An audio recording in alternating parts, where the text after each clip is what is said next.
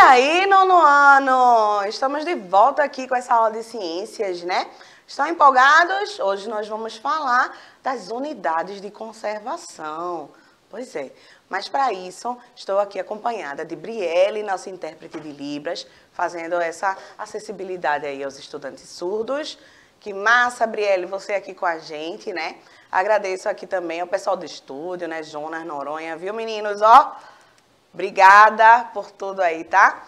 E aí, gente, temos uma pessoa muito querida, não é? Está aqui comigo hoje, a professora Vanessa, olha ela. Opa, vamos chegando por aqui com essa turma massa, que é a turma do nono ano, para falar de um tema que eu gosto bastante, viu, professora Carol? Inclusive, já morei em um lugar que é a unidade de conservação, que é Fernando de Noronha. Olha aí, que legal. Chique! E Noronha também, viu? Pois é, Pois gente, é. que chiqueza, a professora Vanessa aí, ó, tá vendo? Adoro esse tema, viu? Mas antes da gente começar, né, a conversar, bater um papo aqui, eu quero dizer a vocês que eu estou aqui ligada no chat, certo? E você pode interagir ao vivo aqui com a gente. Olha que legal. Tirar dúvidas, fazer comentários, certo? A respeito da aula. Então, não deixa de baixar o aplicativo do Educa Recife. Noronha vai jogar aí, ó, os QR Codes na sua telinha. Olha aí. Você pode direcionar seu celular, baixar o aplicativo e interagir com a gente. Olha que legal. E a gente sabe que essa interação, essa troca, né, a gente aprende, a gente fortalece o nosso conhecimento. Então, vamos nessa, para que a gente possa fazer esse horizonte aí de conhecimentos, né? Ampliar nossos conhecimentos e bons estudos para todo mundo. Vamos nessa, Carol? Vamos nessa, professora Vanessa. E eu já vou começar aqui, viu, professora, com uma frase que eu peguei, emprestada aí, né? De Mahatma Gandhi. Então, olha só. A natureza pode suprir todas as necessidades do homem, menos a sua ganância. E aí? Dá para pensar um pouquinho com isso aí, não dá? Com relação aos recursos naturais, nós já falamos aqui, né, várias vezes, professora Vanessa, com certeza também, nas aulas de sustentabilidade, o professor Armando pode ter falado também na de geografia, não é? Porque essas disciplinas estão todas relacionadas, né, pessoal? Então, o que tem a ver essa ganância aí, né, gente? Por conta de economia, de dinheiro, né? A gente termina sendo muito malvado aí com a natureza, não é verdade? Com o nosso meio ambiente, né? Onde vivemos, onde tentamos sobreviver aqui, não é isso? Então, quer falar alguma coisa, professora Vanessa? Exatamente, né? A gente sempre traz essa reflexão e Gandhi, nossa... Chiquérrima, né? Exato. Tem vários pensamentos aí que a gente pode trazer, né, para a nossa vida, para o nosso momento atual. E a gente sempre fala, conversa bastante isso nas aulas de sustentabilidade, desse momento crítico, né, que a gente vivencia em relação à questão ambiental. E o ambiental, sempre entendendo que é a questão dos recursos naturais, assim como questões sociais, certo? Questões de cunho econômico também, né? Porque tudo está interligado. Então, é importante a gente trazer essa reflexão, né? Colocar essa discussão em debate para que a gente fique mais atento e possa também agir, né? Se mobilizar diante desse momento que a gente vive de crise. Então, quando a professora Carol traz esse pensamento aí de Gandhi, né? É justamente isso, esse modelo, esse padrão da sociedade atual que a gente vive, né? Realmente está muito mais pensando, né? Muitas vezes no individual, muitas vezes só em lucrar, no dinheiro e esquecendo, né, de valores que são tão caros para a gente, para a nossa sociedade, valores éticos, valores de cuidado com a natureza, dessa reconexão, né? Se conectar novamente com o que a gente que é natureza, né? Afinal de contas. Então, é uma reflexão muito importante para se fazer e já começar a aula assim, né? Com esse choque de realidade, porque é importante, né? A gente ri conversando aqui, mas é um assunto muito sério mesmo, que tem que ser tratado, né? Um papo cabeça que a gente precisa refletir e ver como é que a gente pode, enquanto exercício de cidadania, cidadão, cidadã, agir, se movimentar, mobilizar, melhor dizendo, né, para que a gente possa transformar essa realidade que não está muito boa não, viu? E se vocês repararem, né, ultimamente a gente está vendo muitas notícias relacionadas a mudanças climáticas, Isso, né? aquecimento global. Aquecimento global. E essa história a professora Vanessa falou, né, de você pensar individualmente, né? Até porque você pode pensar assim, daqui a tantos anos eu não vou estar mais aqui. E o que me importa se vai ter água, se não vai, né? E as outras gerações, né? E os filhos dos filhos dos filhos, né? Exatamente. Então, gente, pensando nas futuras gerações, não só no momento atual, mas o que é que a gente quer deixar para as futuras gerações. Será que a gente quer deixar um planeta todo devastado, cheio de, por exemplo, doenças que a gente não tinha, né, em décadas passadas, a gente viveu, né, e ainda tem resquícios de uma pandemia, né, que nos chegou assim de uma forma tão repentina, né, mundialmente, atingiu, tão trágico, momentos que a gente viveu, né, vivenciou aí olhando nos telejornais, internet e tudo mais. Isso diz muito, né, desse modelo, desse padrão que a gente vem construindo, que não está muito bom, não está harmonioso, não está saudável.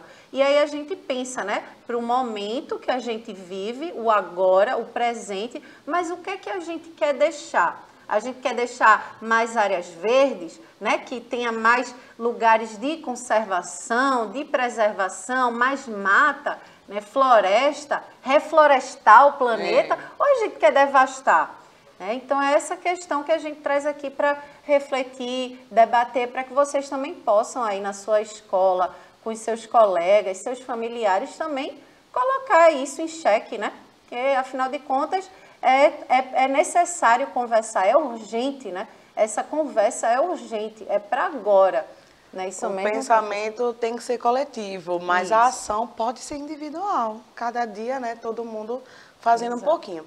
Então, aproveitando o gancho aqui, né, a professora Vanessa falou, a gente quer deixar o quê no nosso, para as próximas gerações, né, para as pessoas que virão, né, lugares preservados, conservados. E aí, aproveitando esse ganchinho que ela já deu aqui pra gente, eu queria perguntar para vocês, se você sabe qual é a diferença entre preservação e conservação ambiental, né?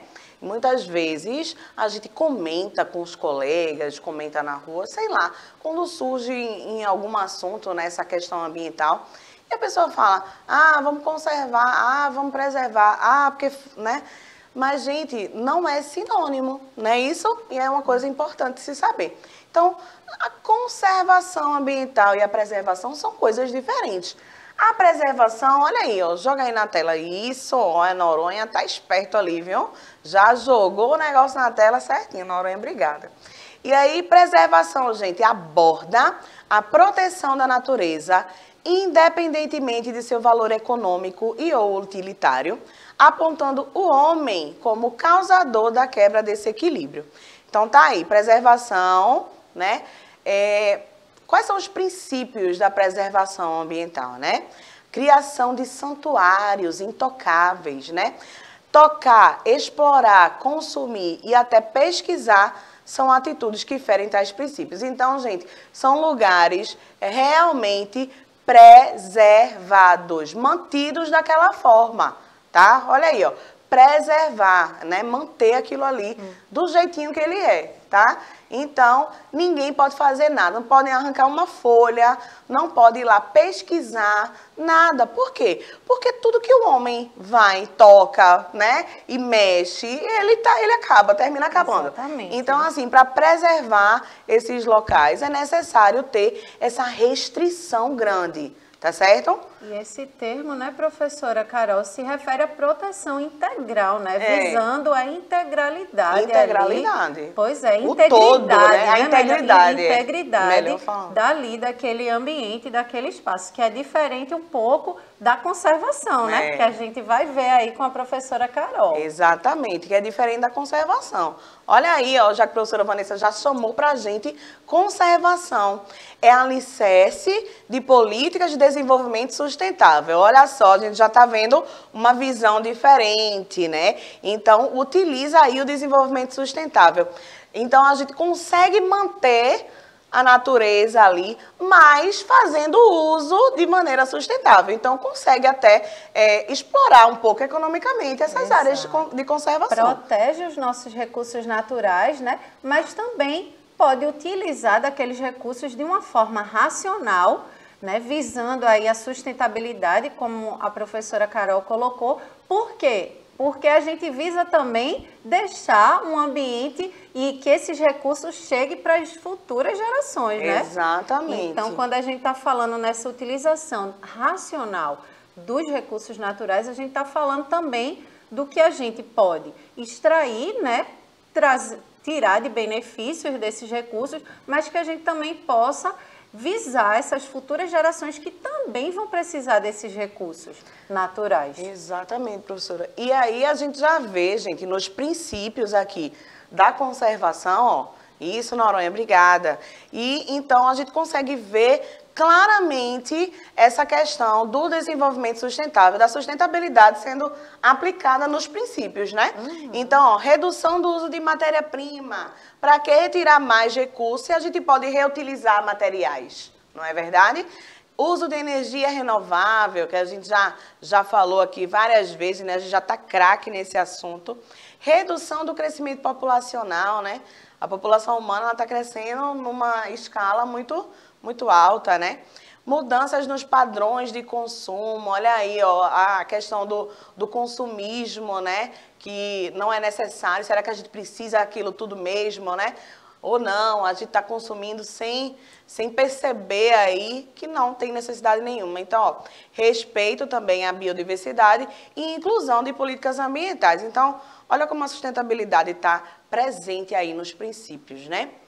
É importante, né, a gente falar, professora, com essa questão aí de conservação, de políticas, né, visando essa questão de uma ideia mais sustentável, né, políticas ambientais. A gente vê que nos últimos anos, né, vem tendo um enfraquecimento dessas políticas ambientais. Muito. Infelizmente, a gente escuta muito se falar das queimadas ilegais, né, do desmatamento aí, tudo isso visando... O próprio enfraquecimento dos órgãos, né, que tratam disso, né? Totalmente. Enfraquecimento de políticas mesmo, que tratem, né, dessa questão ambiental com um olhar mais sensível mesmo, porque a gente não pode estar esgotando esses recursos naturais de uma forma assim aleatória, né? Onde a gente só esteja ali visando a questão econômica. A gente, de fato, precisa entender, né, que a gente tem, né, depende desses recursos naturais, pode utilizá-los de forma racional, mas sem desgastá-los, sem esgotá-los. Então, é importante a gente também chamar a atenção para isso, porque nos últimos anos a gente vem tendo um certo enfraquecimento dessas políticas ambientais, né? O poder público, muitas vezes, deixando para segundo plano, né? Abre muitas portas ali, né? Isso. Dentro das leis e tudo mais, né, professora? Exato. Alterando leis ambientais, né? Ou colocando adendos aí, né? Isso. Nas leis, e isso pode prejudicar bastante, né? Como a gente vem vendo. Sobrevivência aqui, né? Verdade. E aí, gente, então, agora que a gente entendeu essa questão aí da diferença entre preservação e conservação, a gente vai entender o porquê que eu comecei a falar sobre isso, né? Porque, assim, são unidades de conservação, né, professora? Mas e a preservação aí? Porque dentro das unidades de conservação, a gente vai ver que existem tipos, tá? E esses tipos, eles vão agregar aí ou os princípios da preservação ou os princípios da conservação, tá certo? Então, aqui, unidade de conservação. Olha a lei a lei de julho de 2000, tá? Do ano 2000, a lei 9.985. Ela diz que uma unidade de conservação é um espaço territorial e seus recursos ambientais, incluindo as águas jurisdicionais com características naturais relevantes, legalmente instituído pelo poder público, com objetivos de conservação, ou seja, pode explorar, né? E limites definidos sob regime especial de administração ao qual se aplicam garantias adequadas de proteção. Então, no final das contas, são territórios que são delimitados, né? Porque a gente vê que é um texto meio, né? Assim, você precisa ler bem devagarinho e para entender, tá, gente? Então, vocês prestem atenção nisso quando forem ler qualquer texto, para poder interpretar direitinho, tá certo? Porque isso é muito importante, viu? A gente vê muito por aí. Os estudantes precisam aprender a interpretar direitinho. Então, aqui, o que ele está dizendo? Ele está falando simplesmente que naquele território que foi demarcado, o que está ali dentro, né, vai estar dentro de uma unidade que será conservada. E aí, cada regrinha vai ser determinada pelo tipo de unidade, porque são algumas unidades de conservação. E cada unidade de conservação, ela tem algumas regras que serão seguidas, né, de como esses recursos serão utilizados. Exatamente. Trazendo um exemplo, né, como eu falei no início da aula, a questão de Noronha, que né, Noronha pertence aqui a Pernambuco. Noronha é uma unidade de conservação. Só que lá, né, nessa unidade de conservação, a gente tem a parte do parque, certo, professora Carol? Que essa a área do parque, ela visa a proteção integral desse espaço, né? Então não pode haver nenhuma intervenção humana ali. E tem a área da APA, que é a área de proteção ambiental. Não quer dizer que nessa área a gente não proteja, mas ali a gente protege na área da APA, mas também há uma certa flexibilidade onde a gente possa construir, ter um certo manejo daquela área, porém com legislações ali, né, pontuando o que é que a gente pode fazer ou não. Então, a gente saber qual as formas de manejo naquela região. Então, ali aquele espaço né, aquele território é uma unidade de conservação. Algumas áreas a gente não pode nem tocar, interferir, e outras a gente pode ter algumas construções, algumas interferências, né, humanas, porém dentro de uma legalidade, né? Seguindo isso é uma questão, né, seguindo as normas, exatamente. Tem que ser, viu, gente? Se não seguir norma, se o ser humano não tivesse norma e regra para seguir, pois é, esse planeta seria uma bagunça. Então, olha só, as unidades de conservação, elas obedecem aí, elas seguem, né, o Sistema Nacional de Unidades de Conservação, o SNUC aí. Então, esse Sistema Nacional de Unidades de Conservação, ele traz o que para a gente, né? Traz as normas e os procedimentos. Então, como é que governos ou órgãos, né, de iniciativa privada vão poder manejar essas unidades de conservação, tá certo? O que é que se pode realizar ou não, tá certo? Então, traz essas regrinhas aí. Plano de manejo, inclusive. Planinho de manejo, exatamente. E plano de manejo é super importante para essas áreas, né? Isso. Porque sem o plano de manejo, não vai dar tudo errado, né? É aquela história, o plano tem que ser seguido, viu, gente? Não é aquele plano que a gente faz para viajar, né? E aí a viagem sai toda torta aí. Não, é um negócio que a gente tem que seguir direitinho. Né, professora? Exatamente, tem que cumprir com aquela regra ali. Tem que cumprir com aquela regra. E aí, além dessas áreas, dessas unidades de conservação, também existem outras áreas que são subordinadas ao SNUC, né? Então, essas áreas são terras indígenas e territórios quilombolas, tá? Vamos ver aqui um pouquinho sobre as terras indígenas. Olha só, a nossa Constituição Federal de 88 diz que terras indígenas são territórios de ocupação tradicional, são bens da União, ou seja, né, do governo federal, sendo reconhecidos aos índios a posse permanente e o usufruto exclusivo das riquezas do solo, dos rios e dos lagos. Então, quer dizer que os índios apresentam essa posse, né? E eles podem utilizar todos os recursos ali, né? Hídricos, né? E as riquezas do solo, tá certo? É permitido aos índios, só aos indígenas, né? Exatamente. E a gente fala bastante hoje em dia de demarcação de terras indígenas, né?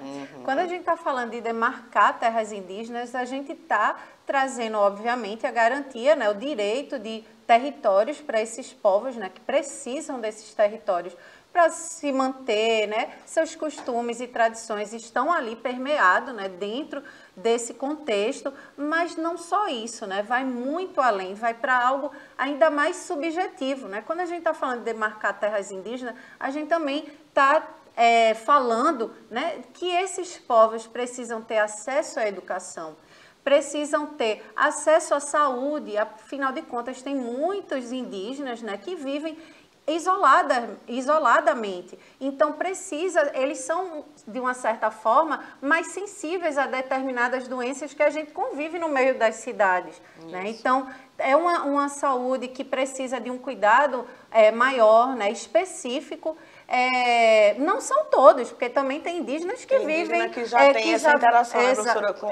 Exatamente. Mas, assim, tem que ter todos esses olhares, né? Porque também existem esses indígenas que estão em áreas mais isoladas. Então, acesso à educação também que retrate as suas tradições, os seus costumes, certo? A gente também está falando de acesso à universidade também a esses povos, né? Porque isso também é falar de uma educação inclusiva. Então, quando a gente está falando desses territórios, né, demarcar, a importância vai além, né, dessa questão territorial. E a gente sabe que são povos, né, assim como os quilombolas, eles são povos que têm esse olhar em comunhão, né, com a natureza. Eles não têm um olhar de destruição, né, eles têm um olhar de preservar esse ambiente, esse meio natural. Então, além desse benefício todo, né, que esses povos podem trazer para essa crise ambiental que a gente vive, ter esse olhar também, que é muito mais subjetivo e é justamente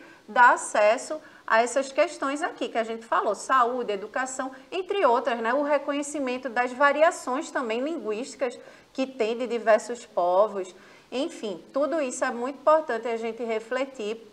E a gente já falou isso nas aulas de sustentabilidade, viu, professora Carol? Foi, né? Olha aí. Não, essa questão linguística é super importante, né? Preservar a cultura, gente. A cultura indígena é a cultura da nossa raiz, né? Exato. Nós todos brasileiros, tá certo? Lembrando que antes da gente chegar aqui, né? Os indígenas já estavam aqui, eram os donos da terra, né? Então, eles são os verdadeiros anfitriões aí e donos da terra, tá certo? Então, para continuar aqui, a prof falou o quê? Que teriam as terras, além das terras indígenas, também os territórios quilombolas, né? Então, só para a gente lembrar aqui, ó, quilombo. Quilombo vem do africano quimbunco, que é sociedade formada por jovens guerreiros que pertenciam a grupos étnicos desenraizados de suas comunidades. Então, os quilombolas, né, gente, esse território quilombola, ele é uma concretização dessa luta, né, desses povos por conta dessa perseguição que teve, né, professora? Principalmente aos negros, né? Exatamente. Nos quilombos também iam refugiados, né, de outros países também que eram mantidos presos, né, ou sendo escravizados, não de maneira, né, igual aos negros, mas é uma coisa assim absurda, né? Segue a mesma lógica, né, da questão aí das terras indígenas. A gente sabe que são povos que muitas vezes são marginalizados, vamos dizer assim, né? Colocados em segundo plano. Não se tem uma política efetiva, né, que olhe para essas comunidades, para esses territórios, que é muito importante, né? E a gente trazendo um pouquinho para a história, Quilombos mesmo foi um espaço, né, um local de resistência e de luta desses povos, que vocês sabem, já estudaram história, o quanto, né, houve crueldades, né, maldades com esses povos que foram arrancados do seu território na África, trazidos para cá para trabalhar nas lavouras de cana-de-açúcar. E a gente sabe o quanto durou aí, né, quase 400 anos, mais de 300 anos de escravidão no nosso país, e sabe o quanto esses povos, né, foram excluídos socialmente. Então, quando a gente está falando de preservar terras quilombolas, terras indígenas, que os indígenas também foram escravizados, né, primeiramente quando os colonizadores chegaram aqui, né, escravizaram os nativos, né, os povos originários, os indígenas, e posteriormente os negros, né, trazidos aí nos navios negreiros para cá, para trabalhar nessas lavouras de cana-de-açúcar. Então, quando a gente está falando de preservar esses territórios, é porque esses povos, eles foram excluídos, né, socialmente, de acesso, garantias, né, de determinados direitos que tem que ser pensado para todos, né? Afinal de contas, somos diferentes nos nossos costumes, tradições, e o Brasil é rico, né, nessa diversidade aí, recebendo influência de diferentes culturas, porém somos iguais perante a lei, né? Então é importante, quando a gente está falando de leis, né, de política, a gente pensar na inclusão desses territórios e desses povos. E historicamente o quilombo representa tanto ali, né? Porque era o refúgio deles, né? Isso, é um lugar de resistência. É um lugar para eles se organizarem como um povo novamente, né? E dali tentar arrumar uma solução. Como é que a gente consegue se livrar disso tudo, livrar os nossos familiares dali, né? Daquela coisa toda, né? Era lugar de luta, exatamente. É um lugar de unir forças ali, né? Isso. É uma simbologia muito forte, assim, que tem em cima dos quilombos, né? Com certeza. E aí, muita gente não reconhece toda essa injustiça que houve, né? Temos a dívida histórica, né, com esses povos, que a gente fala tanto da dívida histórica, porque, de fato, houve, né? Afinal de contas, quando esses povos, né, principalmente os negros, foram libertos, eles foram libertos, mas assim, não foram incluídos, né? Não houve nenhum plano do Estado, uma política para incluir. Então, uma pessoa, né? Povos e vários reis e rainhas, né? Que foram trazidos. Eram gente de império mesmo, foram tirados dos seus territórios originais, né? Trazidos para cá, foram escravizados, massacrados cruelmente, né? E depois diz, vocês agora estão livres. Mas livres como, né? Sem acesso a uma moradia, a um terreno, um território ali. Então, começaram a se marginalizar. Então, é importante que a gente traga essa história, né? Que a gente possa refletir e olhar para esses territórios quilombolas, assim como os territórios indígenas. Pensando com esse olhar, né? De incluí-los, que é muito importante. Perfeito, professora Vanessa, danada aí nesse assunto, historiadora, professora Vanessa, danada. E aí, gente, voltando aqui, né, qual que é a porcentagem de unidade de conservação que a gente tem aqui no Brasil, né? Então, a gente sabe que o Brasil só tem não, né, é o quinto país em território, né, gigantesco, mais de 8 milhões de quilômetros quadrados aí. Cerca desse território que a gente tem, né, de mais de 8 milhões de quilômetros, né?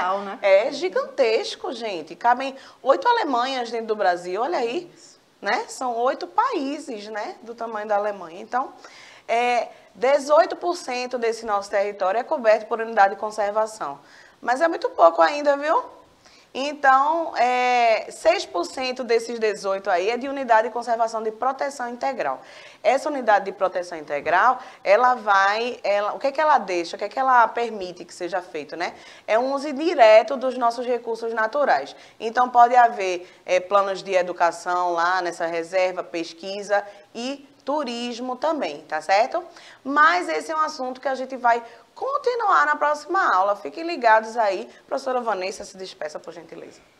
Tema bom, aula massa. Adoro sempre estar aqui, viu? E fazer esse bate-papo. E sempre a gente dá para puxar um pouquinho para a sustentabilidade, para a história, que eu também adoro. Um beijo e até o próximo momento de estudo. Tchau, tchau. Foi muito bacana, professora Vanessa, muito obrigada sempre, né? Uma queridíssima aqui na nossa aula. E, gente, debatam esses assuntos em sala de aula com seus professores, levem esses temas, né? Seus colegas também debatem em sala de aula. É importante para o seu conhecimento, a sua formação aí, a consolidação, né? Do seu conhecimento, tá bom? Beijo, até a próxima.